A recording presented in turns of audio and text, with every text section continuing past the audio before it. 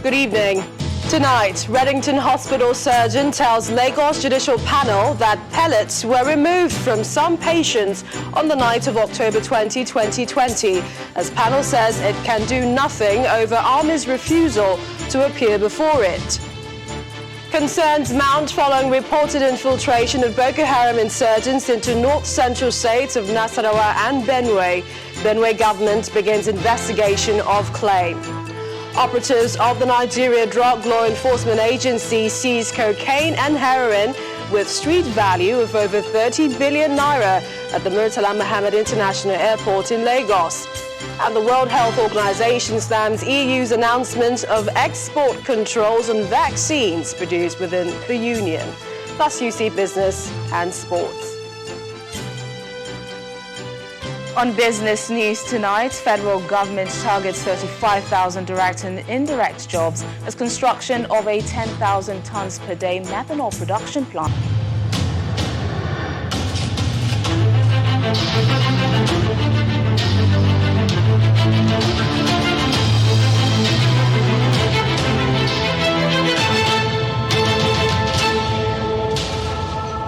Pellets were removed from some patients who presented themselves for treatment at the Reddington Hospital on the night of October 20, 2020. That's the testimony of a trauma and orthopedic surgeon of the hospital, Mr. Babajide Lawson, who testified today before the Lagos Judicial Panel on restitution for victims of SARS. According to the witness, the medical protocols to be followed in such circumstances is for the police to be invited and for the pellets to be handed over to them. The doctor, who said he did not personally extract any bullet, also testified that the hospital saw a large number of patients on the night that soldiers opened fire on protesters at the Lekki Toll Plaza. Under cross-examination, he admitted that there is a likelihood that the hospital did not capture the records of all the patients who presented themselves. Yes. They said they used rubber bullets, fake bullets or something like that. Well, we'll bring you more of that report subsequently. But to other stories now, it appears all is still not calm in Oyo State after the crisis that erupted in Igongo recently. Now, violence is reported to have broken out again, this time in the Odu-Osun, Itabale, Aderogba areas of Ibadan, the state capital, leading to the burning down of houses and vehicles.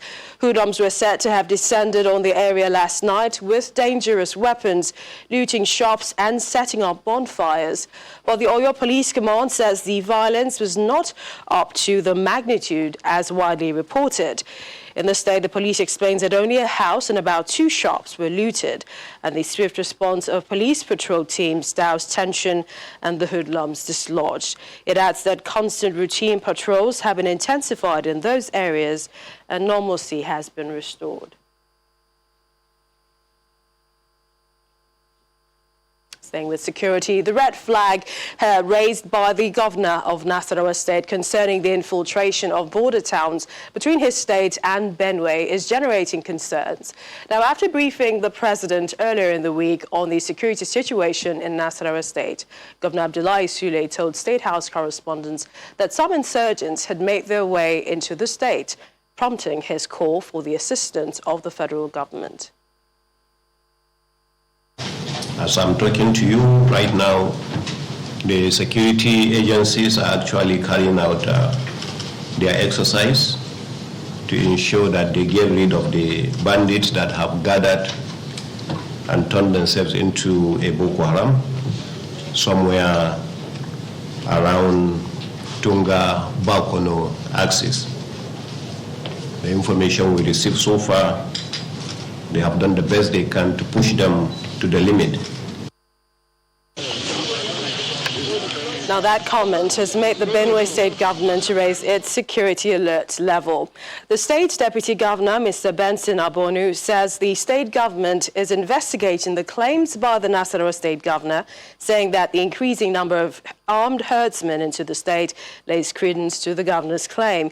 He said this during a briefing on the arrest of 6 herdsmen in Kaseyo, Guma local government area of the state.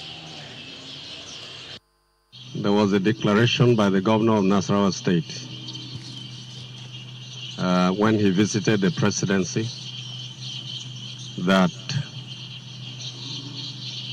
there is a deployment of Boko Haram insurgents to the boundary between Benue and Nasarawa states. As a result of this, we in Benue State, using our security agencies, decided to swing into action to find out the truth or otherwise of that declaration. While we are still investigating, we've been able to ascertain the fact that there appears to be a massive deployment of herdsmen with their cattle on the brink of River Benue, but on the bank, on the Nasarawa State bank. And we also observed that a good number of these herdsmen are heavily armed, many of them with AK-47 rifles. As if this was not enough, we've been able to apprehend a good number of them in a village called Casio in Guma local government of Benue State. On the 23rd of January, 156 cows belonging to these herdsmen were apprehended.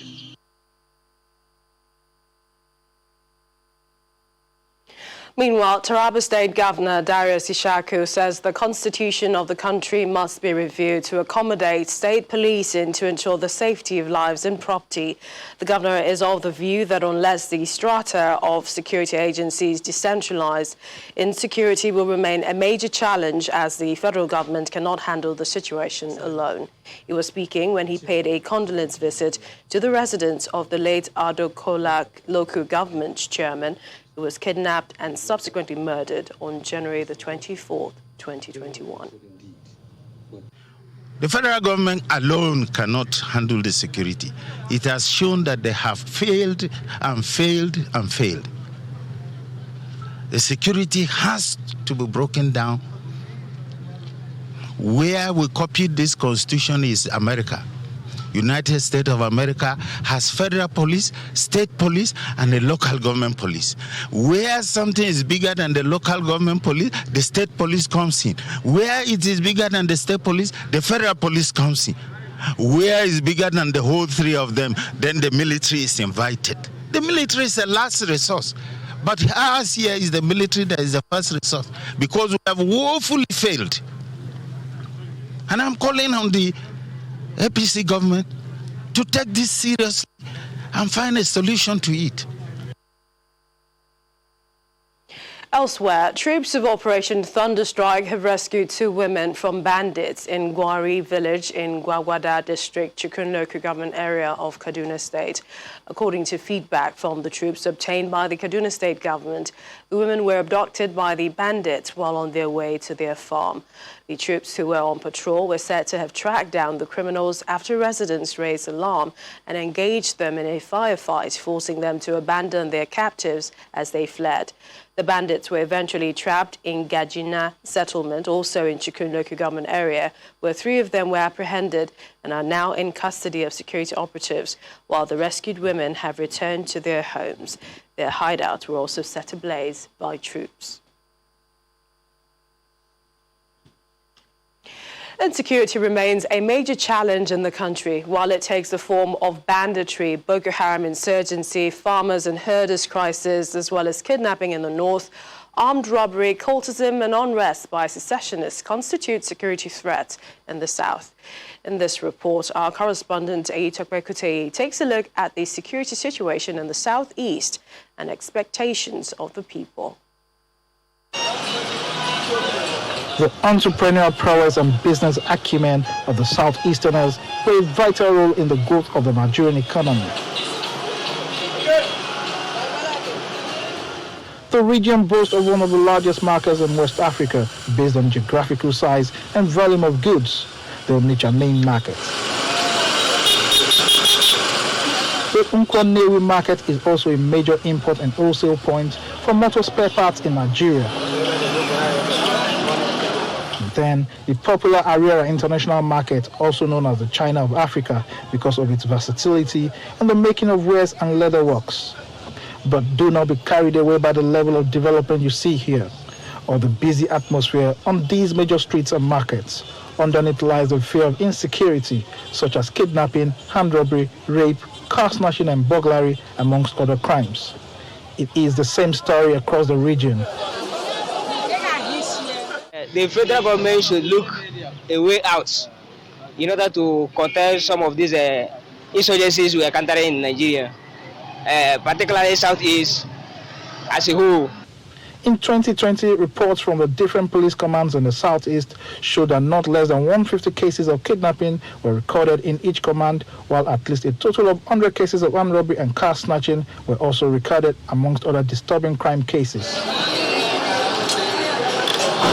Cornelius Okeke owns one of the air-conditioned spare parts shop at the popular new market in Owerri. He bears his mind on the level of insecurity in the zone as it affects its business. Based on hoodlums, insecurity. So you cannot put something on your shade and if you serve, even in your yard, the place where you live, it becomes so worrisome. Ukachuku Ude deals in clothing materials in Ariara Market, Aba. In August 2020, he woke up to the shock of his life. Armed robbers had looted his shop, taking away all his goods, including cash. Around that kind 9:30, when I was in the church, they called me, I rushed from church, St. Stephen, down here, to make my shop like this. No goods, no scale, no cash. The cash I left here on Monday.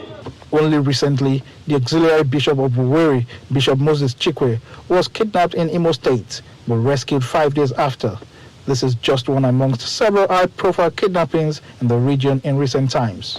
Governors in the region are also worried over the spate of criminal activities in the various states.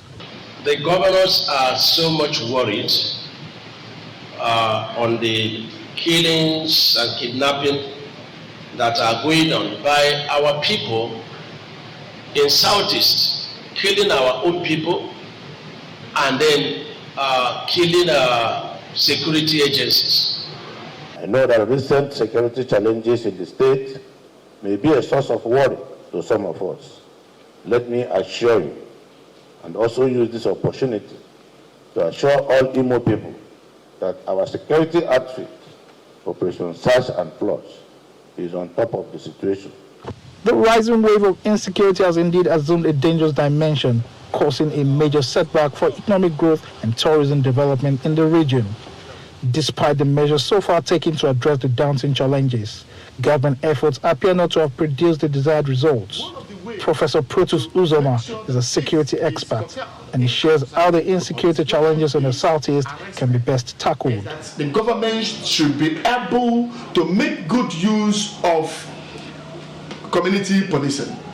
Concerns over the situation formed the basis of a recent meeting in Enugu State between the federal government and the Southeast leaders. According to the Inspector General of Police, Mohammed Adam, community policing might be the way out. Everything in total belongs to the community. You have your traditional leader who rules, you have your youth leaders who manage the affairs of the youth within the community. Then you have your security activists, the community policing officers, all in one. You know your sets and you can solve your problems. Although the community policing system has kicked off in some of the Southeast states, many are of the view that to effectively deal with insecurity, government at all levels must accelerate the pace of development and invest in systems that will aid modern methods of information and intelligence gathering, adequate deploying of advanced technology, training, and logistics. Iyitope Kutei, Channels Television News. In part two, after the break, President Buhari says no more endorsement of aspirants vying for political position from Abuja as he flags off APC membership registration and validation in his hometown, Daura, Katsina State. Please stay with us.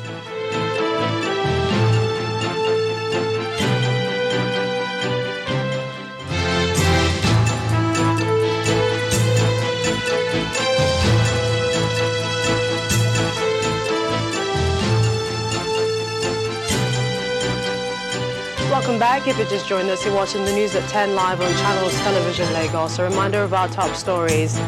Reddington Hospital surgeon tells Lagos Judicial Panel that pellets were removed from some patients on the night of October 20, 2020. As panel says, it can do nothing over Army's refusal to appear before it. Concerns mounts following reported infiltration of Boko Haram insurgents into north-central states of Nasarawa and Benue. Benue government begins investigation of claim. Operatives of the Nigeria Drug Law Enforcement Agency seized cocaine and heroin with street value of over 30 billion naira at the Murtala Mohammed International Airport in Lagos. And the World Health Organization stamps EU's announcement of export controls on vaccines produced within the Union.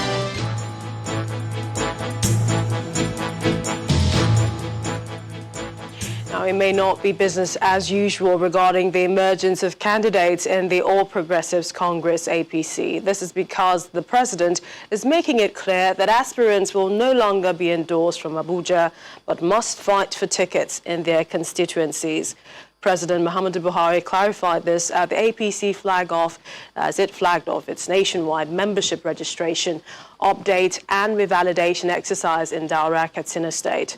President Buhari, who first met with some key leaders of the party, later took part in the registration accompanied by party leaders.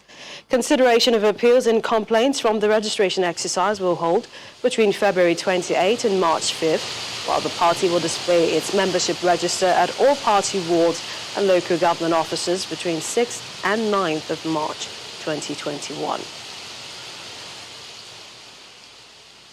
Away from politics, two ladies recently arrested by the Nigerian Immigration Service with fake passports have been handed over to operatives of the National Agency for the Prohibition of Trafficking in Persons, NAPTIP. Speaking at the zonal office of the NIS in Ikeja, the Assistant Controller General of Zone A, Mrs. Doris Brimer, explains that necessary preliminary investigations have been concluded on the suspect and their accomplice, and it was found that they had purchased fake documentation to go to Egypt. They were hoping to slip away through the nation's air borders to find a better life for themselves. But it was not to be for these two suspects, who were intercepted at the Murtala Mohammed International Airport in Lagos as they were about to board a Cairo-bound Egypt airline flight. Officials became suspicious of the girls when the Migration Information and Data Analysis System failed to process their passports, as the scan results showed they were not the authentic holders. Their story is that of a business trip to Egypt, but NIS officials seem wary of this claim. They were supposed to be going to Cairo, that's Egypt. So when the officer at the airport was the one that intercepted them, because you have to put your passport through the system, and there they found that the passport, there was a bit of discrepancies in the passport. So it now got the attention that they needed to find out what it was. And we have the MIDAS, that's the information system that helps you to go through that helps us with the documents. So by the time they took the passport over to those areas, they discovered that those passports have been tampered with. The Assistant Controller General, Immigration, Doris Brimer, hands them over to the country's anti-trafficking agency for further investigation. These are the problems we are confronted with on a daily basis.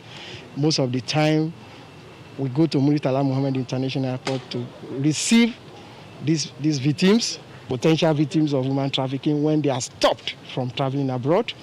And then This is as a result of the collaboration, the synergy that we share with the Nigerian Immigration Service.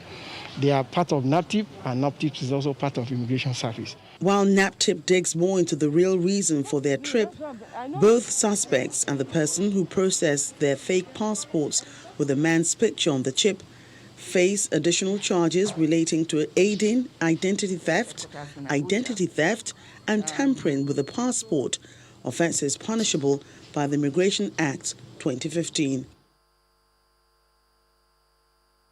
And days after the chairman of the National Drug Law Enforcement Agency, NDLEA, General Buba Marwa, ordered his officers to go after drug barons nationwide, the agency has recorded what it describes as a major breakthrough with the seizures of cocaine and heroin, with street values of about 30 billion naira at the Murtala Mohammed International Airport, Ikeja, Lagos.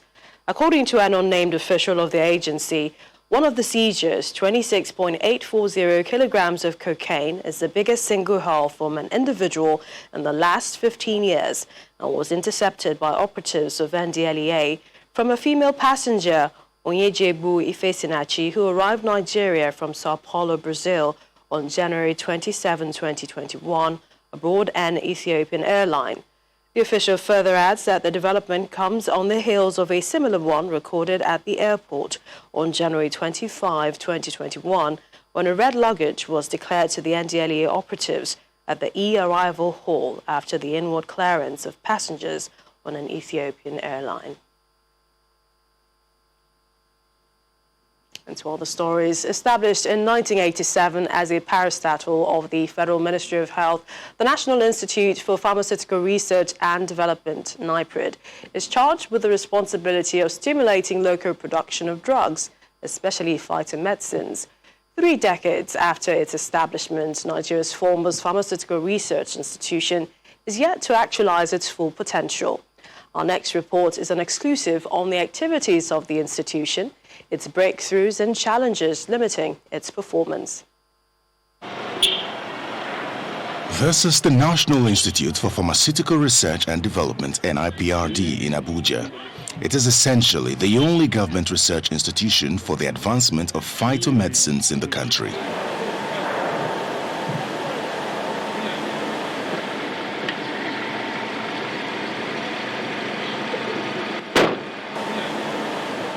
Channels Television has this exclusive access to the facility. As head of consultancy services at the Institute, Professor Henry Omoregie takes the crew round to see the potential locked in here. Okay, no, I'm already done.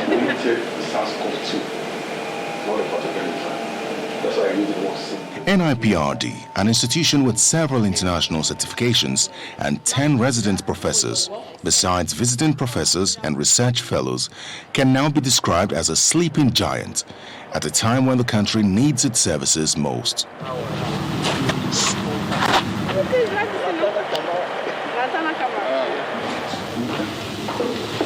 From the medicinal plant garden to the laboratory, where extractions are made for further analysis, we find an institution with huge potential but struggling to survive.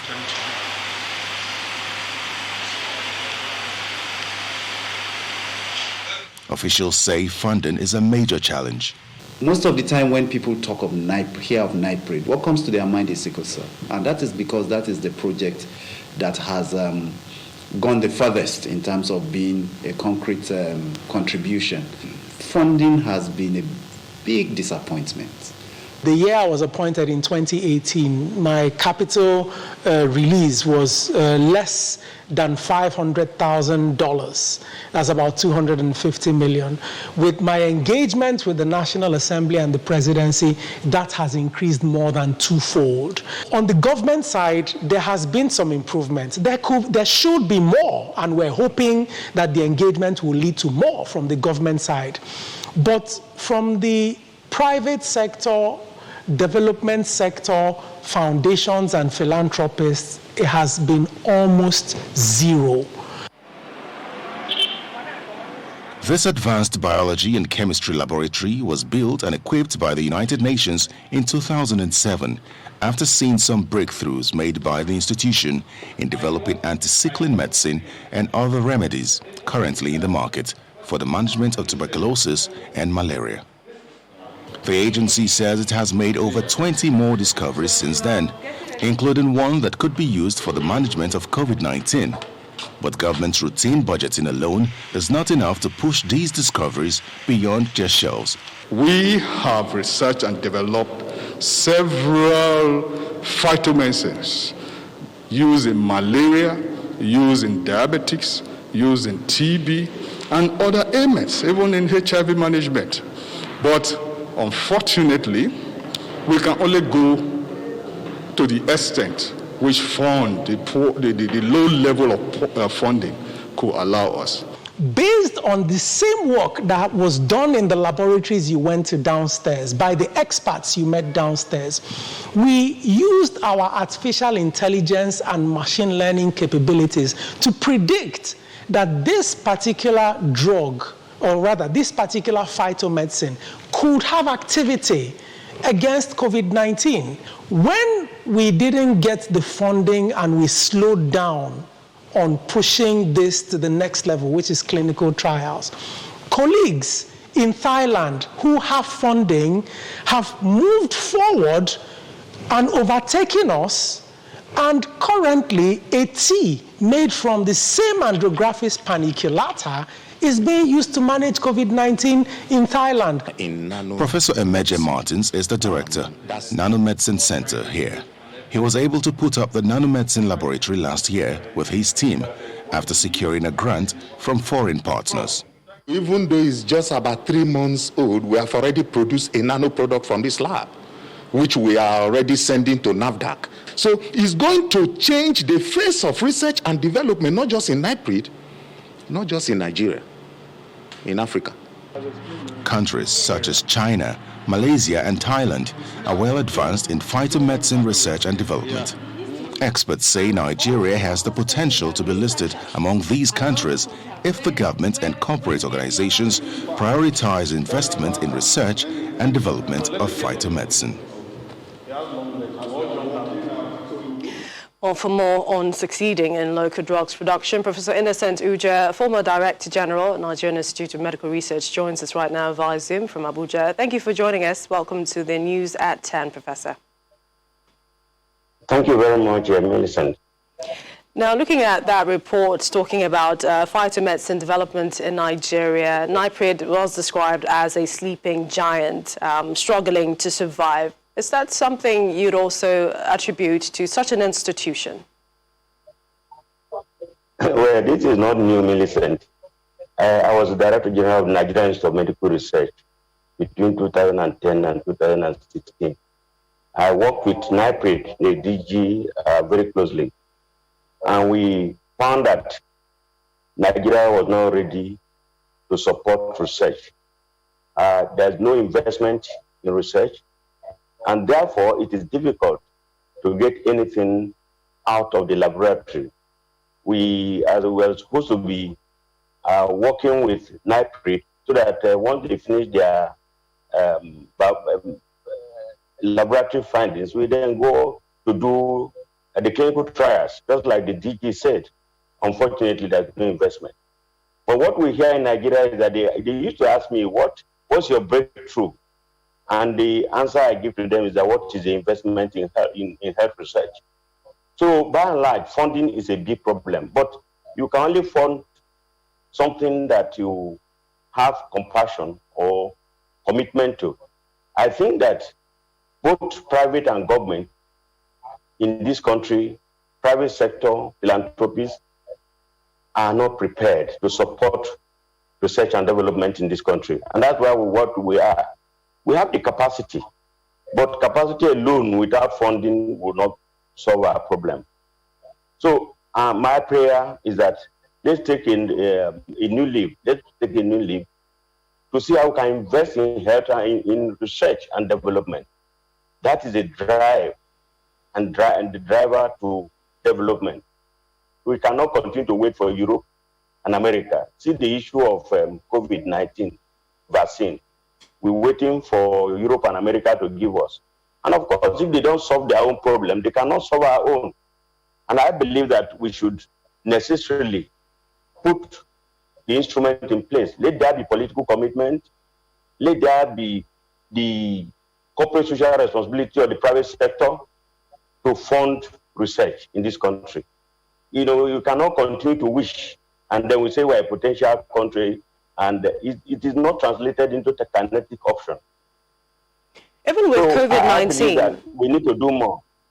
Even with it, I mean, it's a pandemic, it's also an emergency. So isn't it a little too late to do anything? And that's if you think about researching into COVID-19 treatment, or even getting close to a vaccine that might suit peculiar variants here in Nigeria. And other times, government has said it has to prioritize with its budget. There are several other sectors that also need its attention. What do you think should happen just, to solve this problem? And this is for our future, the future of our health. We have been talking about advanced stage of research and vaccine production. Ordinary data, provision of data or documentation. We have not been doing this very effectively and efficiently. But the truth of the matter is that we need to reorientate ourselves. There's no country that develops without research, and research drives development. And I believe that we need to put our priority right, make our priorities right, so that we invest in research. It doesn't matter whether it is health research, whether it's agricultural research, whether it is industrial research or engineering. We need to research. We need to research. I mean, look at, within 9 months, Europe and America have produced COVID-19 vaccine. And we think that are they from a different planet? It is commitment. Commitment based on the fact that it can be done.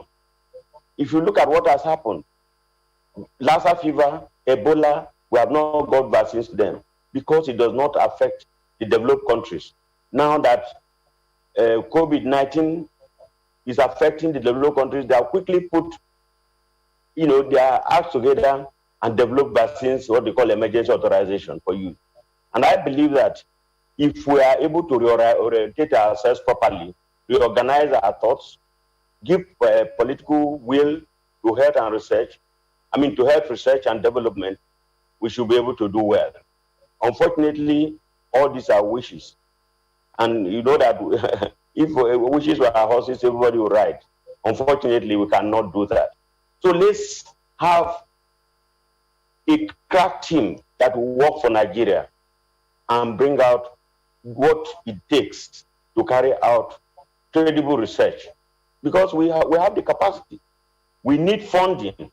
I mean, when I was in NIMA, it's very sad to say that each time I talked about poor funding.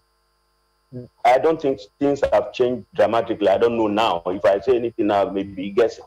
But what is on ground from what the NIPRID DG said appears that nothing has changed drastically. He said, yes, that the government has improved in its funding. But what about the private sector? They get so much money from Nigeria. What is their contribution to national development in terms of health research? So what we do, the government will have to come in and let them partner with private sector so that we can get our country going. At this moment, we rely on Europe and America. Look at the issue of COVID-19 vaccine. We are told that they are not even willing to sell to the poor countries like Nigeria and other African countries. Why should we wait for them? If we have put our instruments together, if we have put our thoughts together, if we have organized ourselves properly, we should be able to start this day. Their scientific knowledge and skill is not different from our own. All we need to sharpen our own and then go to the field and go to the lab and produce what we think will help us. So the overdependence on Europe and America should begin to dwindle only when political commitment is put in place and we are committed to carrying out credible research, not all these people who go to the lab today, tomorrow they say they have had a cure on COVID. All those are charlatans. We want credible research, and we need to do that. And we need the media to help us, because when we are talking, they think that we are just verbalizing. We're not just verbalizing. We know what we are saying, and we need the support of everybody. For Nigeria, Nigeria is a great country, but a great country that has potential, which cannot be driven by a kinetic option. And I believe that we can do better than what we are doing. I'd like to thank you, Professor Innocent Uja, NMA President. Thank you for joining us on the news at 10 tonight.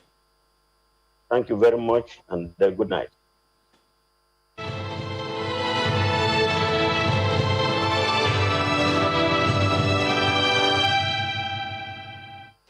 To Kaduna State, where primary and secondary schools will resume on Monday, February 1st, after a long break because of an uptick in cases owing to the second wave of the coronavirus.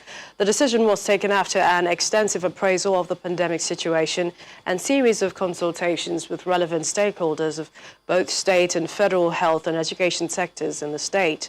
Explaining the decision further, Permanent Secretary in the state's Ministry of Education, Mrs. Phoebe Yayi, says not all students are expected in school next week. She says only Senior Secondary 3 and JSS 3 and JSS 1 are expected to resume on Monday for both public and private schools, while Primary 4, 5 and 6 for private schools only are to resume same day. According to Mrs. Yayi, appropriate resumption dates for all other classes in public and private schools will be announced in due course, subject to schools' compliance with the guidelines in place. She says that the state COVID-19 task force will continue to monitor all schools to ensure safe learning environments against the pandemic, in addition to strict adherence to the guidelines issued by the state government.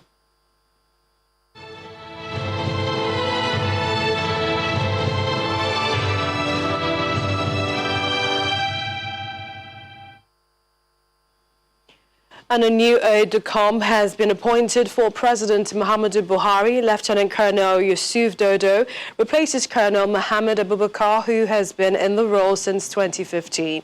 According to State House sources, Colonel Abubakar is leaving the position to attend a course, a requirement for the promotion to the rank of Brigadier General. Until his appointment, Lieutenant Colonel Dodo was the Academy Adjutant of the Nigerian Defense Academy, Kaduna.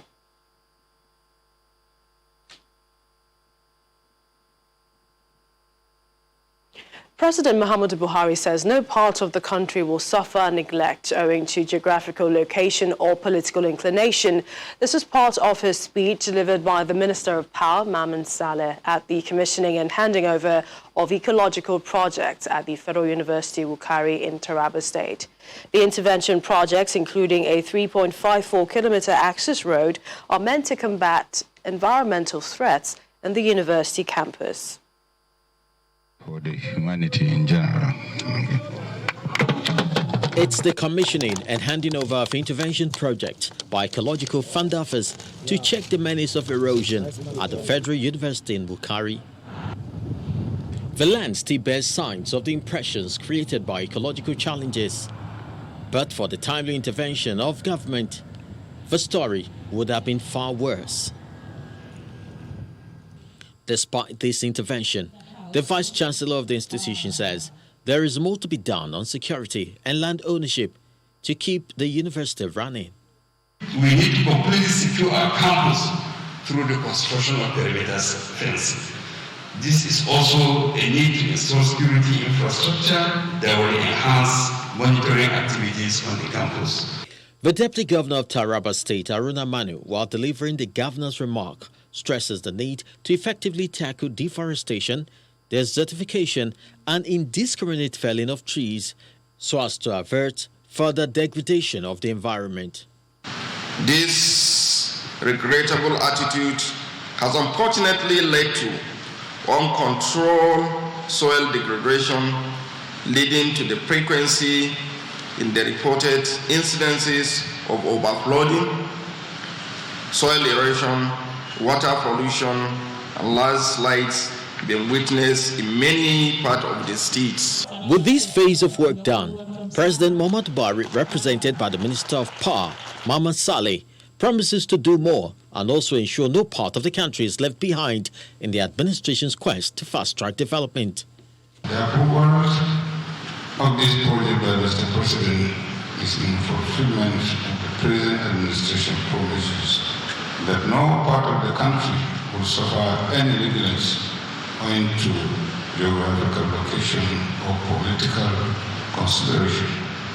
The project, which includes 3.54-kilometer access road, drainage and buildings, is one of the 16 federal government ecological interventions approved by President Muhammadu Buhari for the third quarter of 2018 and awarded on the 13th of March 2019 by the Federal Executive Council. Oil giant Shell Petroleum Development Company of Nigeria, SPDC, has been reacting to a Dutch court judgment mandating it to pay compensation to communities in the Niger Delta over oil spills. A Dutch appeals court yesterday ordered the Nigerian subsidiary of Shell to compensate 2 farmers for the damage to their land caused by leaks in 2004 and 2005 after 13 years of legal battle. But in its reaction, SPDC says it is disappointed that the court made a different finding in the cause of the oil spills and finds Shell liable when, according to the oil company, the spills in Oruma and Goi were due to sabotage. In a statement, SPDC's media relations manager, Mr. Bamidele Odubeson, explains that in 2019 alone, 95% of spill from the company's operations were due to criminal activities.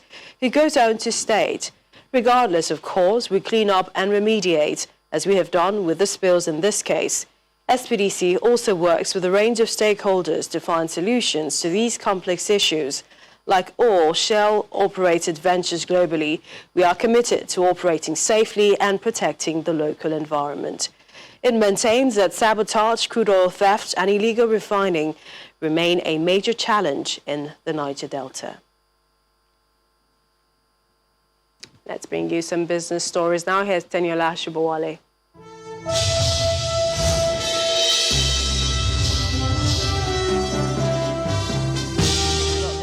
Welcome to Business News.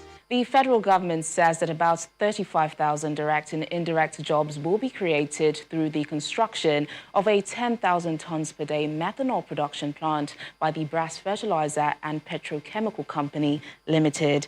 In a statement by the Nigerian Content Development and Monitoring Board, the facility, valued at $3.5 billion, will be the largest methanol plant in Africa and the first in Nigeria, with the ability to boost the country's foreign direct investment, economic diversification, and the push to zero gas flaring. The Nigerian National Petroleum Corporation signed the final investment decision for the production plant on Friday, committing an equity investment of $670 million.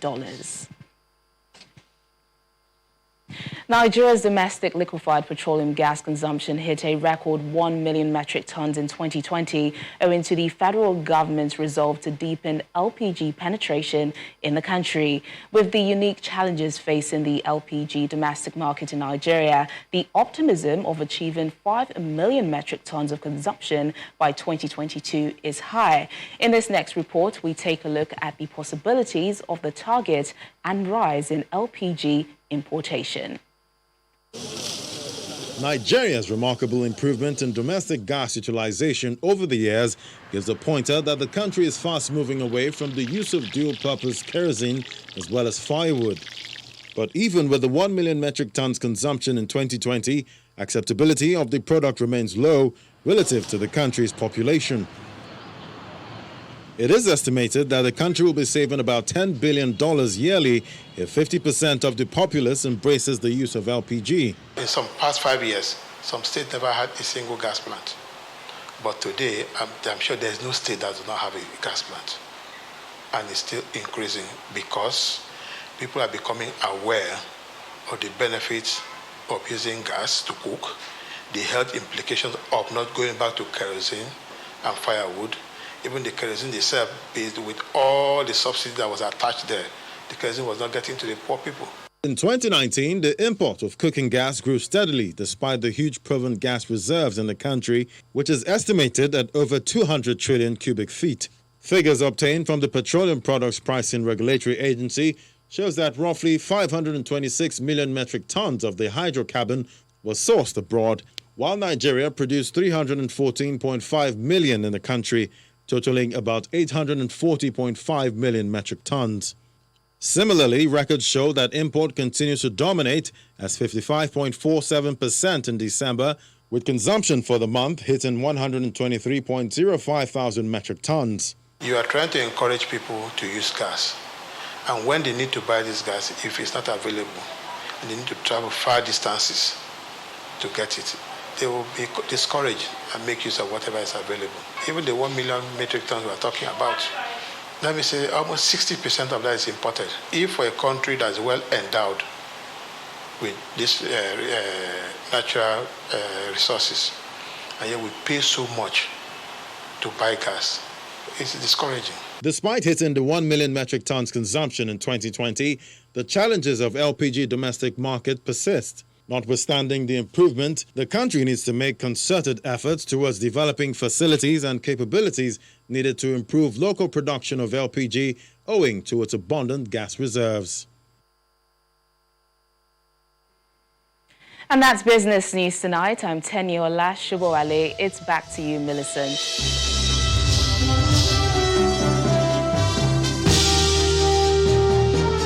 Thank you, Taniola. And back to our earlier story, the testimony of a trauma and orthopedic surgeon of the hospital, Reddington Hospital, Babajide Lawson, who testified today before the Lagos State Judicial Panel on restitution for victims of SARS, where he said pellets were removed from some patients who presented themselves for treatment at his hospital on the 9th of October 2020. Our judiciary correspondent, Shola Shirele, reports. The last time there were two of us. Following an application by counsel to some of the victims of the End SARS protest, the Lagos Judicial Panel of Inquiry and Restitution for Victims had summoned Reddington Hospital to submit records of people treated at the hospital on the 9th of October 20th, 2020, and to testify about the kind of treatment they got. A trauma and orthopedic surgeon, Dr. Babajide Lawson, who came in response to the summons, told the panel that the hospital treated an overwhelming number of persons with gunshots and other wounds on the night, such that it was not possible to keep track of all the patients. I've looked at those medical reports, and I see that there is none that concerned one Mr. Samuel Ashola, who is a petitioner before this tribunal, and my own clients. Now, this of mine says he was treated for gunshot wound at your facility, and he is going to present pictorial evidence that he was actually treated there. That's his claim. If that were true, you will agree with me that your presentation here is not comprehensive. In which case you have a large number of people presenting at the same time, literally overwhelming what is available. Now, in that kind of situation, there are a lot of things that may be compromised. The tribunal says bring reports of the people you presented, you treated. You brought this, and I'm saying it's not exhaustive. Just confirm it. Yes, sir. The witness also testified that some of the victims had entry and exit bullet wounds and no bullets were extracted from them, while some others may still have pellets in them. I want you to look at a document relating to one Nnaji medal. You have it? Yes, I do. Okay. If you turn to the second page of that same document, you said you did CT abdominal and pelvis contrast, whatever. You saw 2 probable gunshot pellets. Okay. Where are the pellets? As indicated by the report, she didn't have any procedure to extract the pellets. Oh, you didn't extract any? No. Okay. But you saw it? Yes. It's still in her? Yes. The pellets are still in her body? Yes. Okay. All right. It's normal for you to have pellets in your body and go home with it? Yes, sir. When asked specifically about the bullets extracted from some of the gunshot patients, the witness said he didn't conduct the surgery, and only the lead surgeon who did could provide answers. Is the hospital the owner of the bullet? your property? And hospitals are not in the process of owning bullets. No, what I'm trying to say is when somebody comes up with a gunshot injury and bullet is extracted from him. Yes, sir. Is it your property? No, it's not. I'm talking of the hospital. Yes, it's not the hospital. So why is it with your lead consultant? So the normal process protocol is if there's a gunshot injury and you have to extract bullet or anything of the sort, you usually would have to, police would be called in and give the alert over to the police or anything based on that. But like I said, I cannot hold brief for my colleague on what happened after the bullet was extracted. I'm only telling you that he's in the best position to answer that question. Yes, let me put the question to you again. Do you have an idea where the bullet is? You don't. Thank you. Thank you. Meanwhile, the Nigerian army, who is accused of opening live bullets on the protesters at the Lekki toll gate, has again shunned further appearance at the panel. A former member of the team of counsel who appeared on behalf of the army told the panel that the army had disbanded the legal team. The chairman of the panel, Justice Doris Okuwobi, has ordered that fresh summons be sent to officers named as respondents in petitions before the panel. All other petitions affecting the Nigerian army or in which complaints have been made against them has been forwarded to the Chief of Army Staff with summons for them to appear. If they fail to appear, there's nothing the panel can do. If they have nothing to offer, we would take on the petitions as if they were not defended. Further proceedings involving the army have also been adjourned to the 27th of February. Shola Shieli, Channels Television News.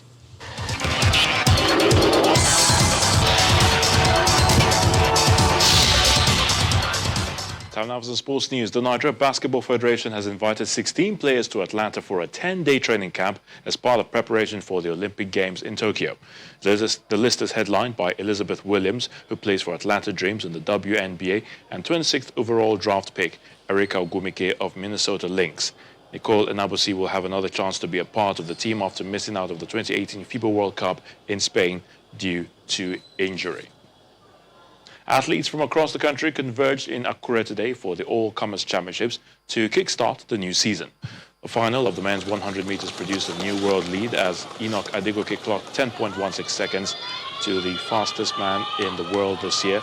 Godson Brume finished second with a new personal best of 10.27 seconds, while Alaba Kitola finished third in 10.40 seconds. In the Nigeria Professional Football League, Akwa United recorded their second win of the season, beating Kano Pillars 1-0 in Uyo. Ndifreke Effiong scored the only goal in the 29th minute with a brilliant header from Edboy Akwan's superb cross. The win lifts Akwa United to 11th position on the league table with 9 points from 7 games. In the English Premier League, Manchester United set a new club record of 18 away Premier League games unbeaten as they held on for a goalless draw at depleted Arsenal. Ole Gunnar Solskjaer's men had the better of the first half but failed to make the most of it, while Arsenal improved significantly after the break. Alexander Lacazette went closest for the Gunners when he struck the crossbar with a free kick.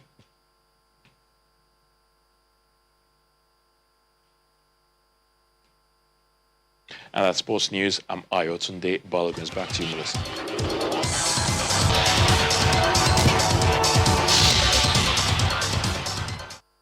Many thanks, Ayotunde. Now, the World Health Organization has criticized the EU's announcement of export controls on vaccines produced within the bloc, saying such measures could lead to a protracted recovery. The WHO adds that the measures announced by the EU on Friday is worrying and calls for free movement of vaccines and necessary ingredients. Here's more on this and other developments on COVID-19 Global Update.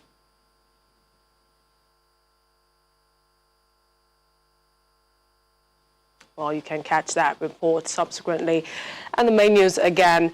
A Reddington Hospital surgeon today told the Lagos Judicial Panel of Inquiry that pellets were removed from some patients who presented themselves for treatment on the night of October 20, 2020. This came as the panel said that it could do nothing over the refusal by the Nigerian army to appear before it. And that's news at 10 tonight. Thank you for watching. I'm Millicent Walker. Have a good night.